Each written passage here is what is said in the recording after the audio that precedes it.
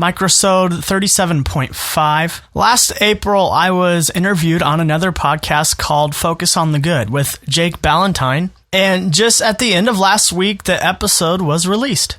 It's a pretty inspiring podcast that has a lot of cool guests, and I feel a little self-conscious to be surrounded by some of these guests like Diamond Dallas Page and some other like motivational speakers who've been around a while. But it was such an honor to be included among these really awesome people. If you would, go over to Focus on the Good podcast and listen to my episode.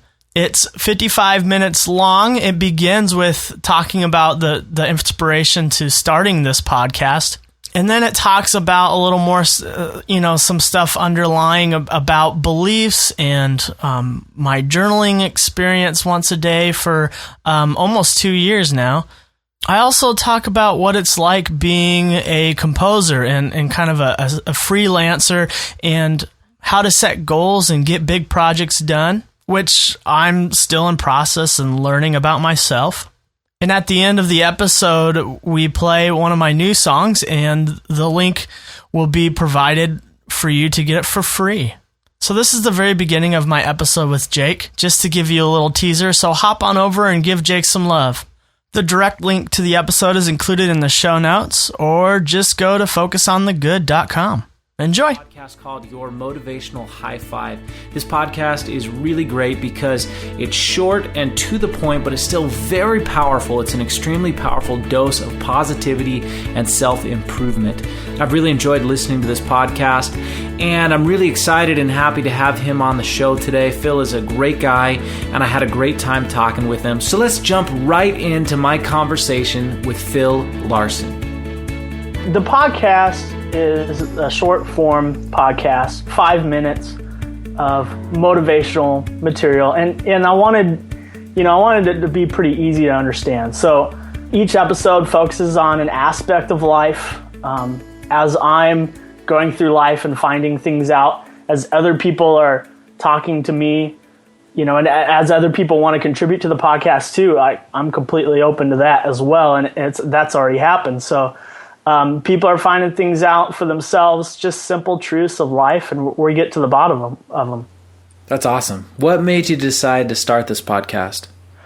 Well, about a year and a half ago, I had some things kind of refocused in my life, and certain things had to become priorities. And when I hit that, when I got to that moment, I made some intentional life decisions in my own, and I wanted to start focusing on myself. As